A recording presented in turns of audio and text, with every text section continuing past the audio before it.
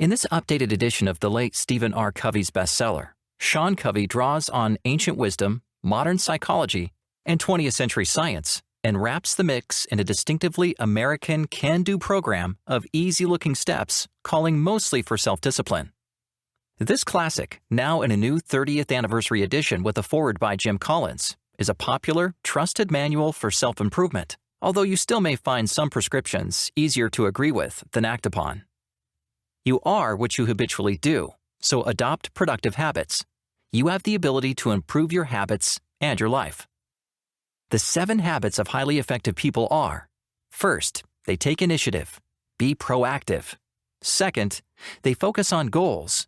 Begin with the end in mind. Third, they set priorities. Put first things first. Fourth, they only win when others win. Think win-win. Fifth, they communicate. Seek first to understand, then to be understood. Sixth, they cooperate, synergize. And finally, they reflect on and repair their deficiencies. Sharpen the saw. Focus on developing character, not personality. Much of the business success literature of recent decades focused on developing a good personality. This emphasis is misplaced. Developing a sound character is more important and more productive. Your personality can emerge naturally when your character is rooted and formed by positive principles. Forcing yourself to display a personality that is inconsistent with your character is like wearing a mask. It's deceptive, manipulative, and ultimately destructive. To develop a sound character, you need a sound paradigm, a solid new way of seeing things. Before the theory of germs established a new paradigm, for example, surgeons didn't wash their hands. When patients died of infections, no one understood why. Sterile operating rooms came about as the result of a new paradigm, a new way of seeing how disease worked. Choose sound principles: integrity, dignity, quality, service, patience, perseverance, caring, excellence, courage, and endeavor to live by them by adopting 7 habits. Today, many people have a deterministic paradigm. They believe that their genetic makeup determines how they will act, or that their parents' failures permanently weakened their own chances and formed them irremediably, or that their environment or experience have curtailed their freedom to change. In fact, determinism is a paradigm. To forge a strong character, abandon determinism and accept a paradigm of freedom. This new paradigm allows you to see that you can change, that character is a habit, and that a habit is what you do consistently. If you act consistently in a new way, you will form and become a new, improved character.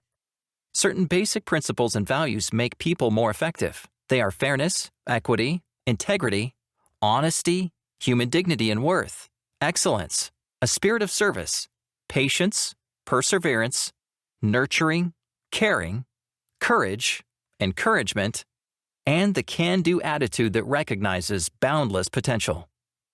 The person whose character grows from these classic principles is a leader who, having mastered him or herself, can inspire and help others. Character is habit. Excellence is a habit, not an aptitude. As Aristotle said, we are what we habitually do. To develop the habit of acting on these principles, you must first know. Understand what you want to do and why you want to do it. Second, develop skills. Become able to do it. And finally, desire. You must want and will yourself to do it. The most important work is the inner work. When you master your interior self, you will master what is outside of you. Many people mistakenly concentrate on production, on making a measurable, visible difference in the world outside. They neglect production capability, the source of power that makes production possible. They are like the fellow who runs several hours a day and boasts of the extra years he'll live, but neglects to notice that he is spending all of his extra time running. He may gain extra years, but he won't be able to do anything more with them, and the time he spends running might better be spent developing deeper relationships with his spouse, family, and friends. Habit 1. Be proactive. You are free because you can determine how you respond to circumstances. Highly effective people take the initiative. They are proactive. They don't impose limits on themselves that prevent them from acting. They recognize that they have the freedom to determine the kind of character they will have, because they can decide how they will act. They may not be able to control their circumstances, but they can decide whether to use those circumstances or be abused by them. They live by the principles of personal vision. Viktor Frankl was a prisoner in a Nazi concentration camp. His entire family, except for one sister, was murdered in the camps. As horrific as his circumstances were, Frankl recognized that he was free because he could decide how he would think and act in the midst of the horror. Even when he was a starving prisoner, he visualized himself lecturing in a classroom, telling students about the horror and what he learned from it. His mental discipline made him stronger than the camp guards. He inspired fellow prisoners and even some of the guards themselves. Frankl was proactive. He took the initiative and accepted responsibility for his fate. He recognized that his fate was his to decide. He didn't have the power to walk away from the camp, but he had the power to master it. Begin to be proactive by speaking the language of initiative and responsibility. Not, I can't do anything, but let's think about some possibilities. Not, that's just me, but I can change the way I am. Not, he drives me up the wall, but I can choose how I'll let him affect me. Not, I can't or I have to, but I will decide and I will choose. Proactive people operate in the realm of the possible. They see what they can do and do it. By taking responsibility and acting, they expand the realm of the possible. They get stronger as time passes. They become able to do more and more. They begin by committing to change something interior and may eventually change the world around them. Habit 2. Begin with the end in mind.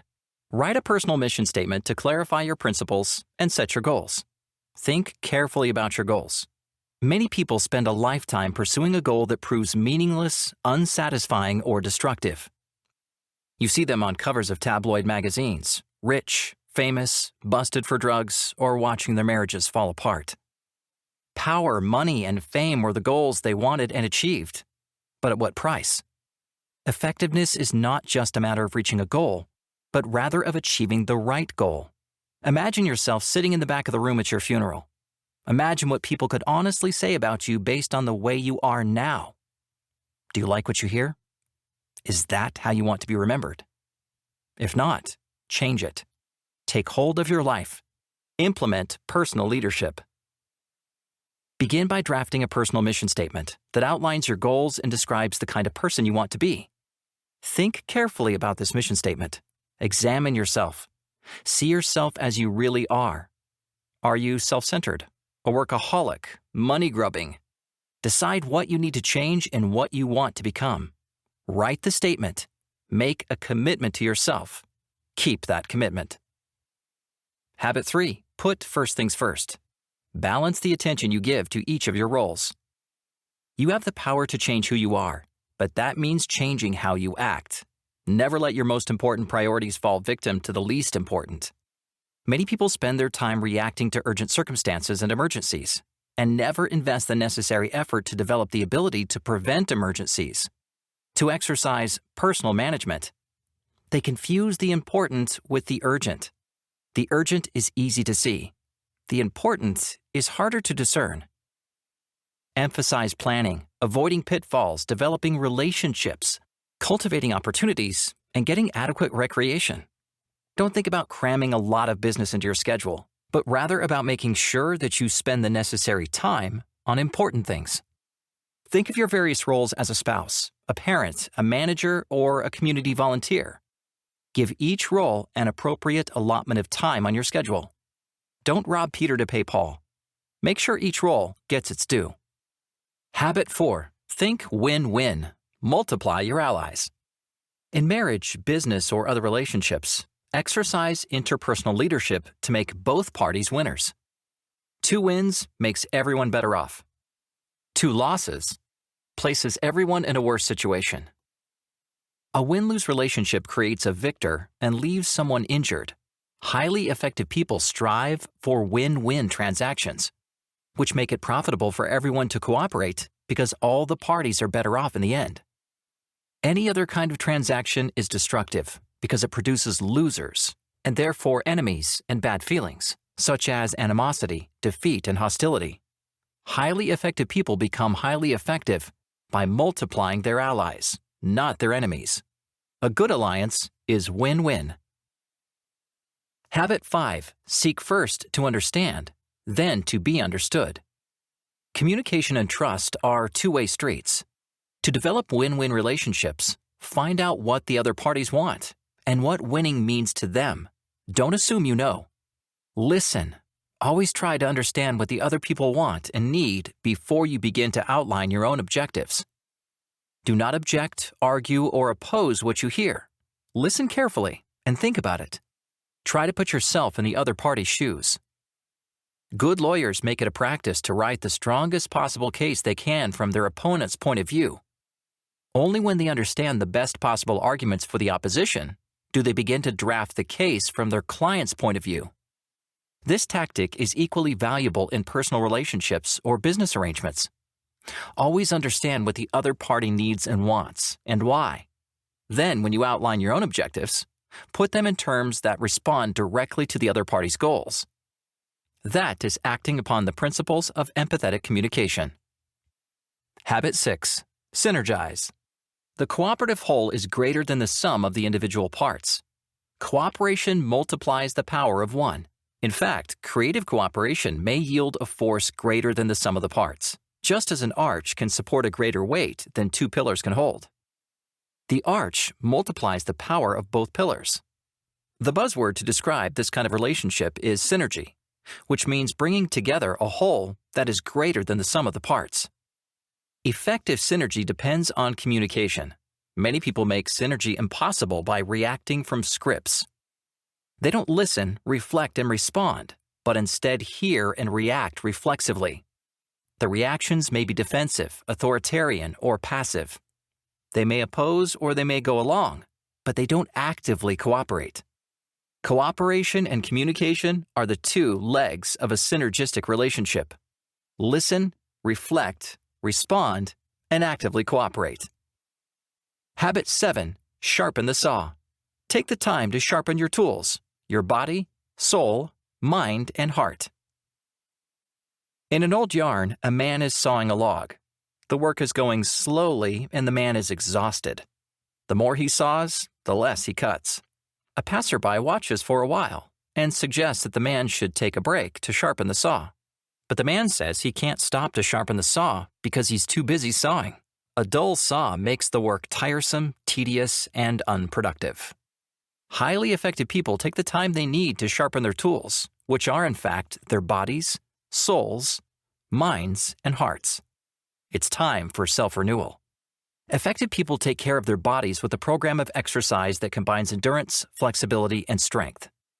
It's easy to plan such a program, and you don't have to join a gym to implement it. Effective people care for their souls with prayer and meditation, if they are inclined to a religiously grounded spirituality or perhaps by reading great literature or listening to great music. Never neglect this spiritual dimension. It provides the energy for the rest of your life. Mental repair may mean changing your habits, such as the habit of watching television. Television watching encourages passive absorption of values, attitudes, and dispositions that dull the mind. Read, work puzzles, do math, or engage in some challenging activity to keep your mind alert, active, and engaged. The heart refers to emotions, which depend greatly on others. Work to develop your heart, your emotional connections, and your engagement with other people. Communicate, listen, and be undemanding. In everything you do, try to make others better off and put them first.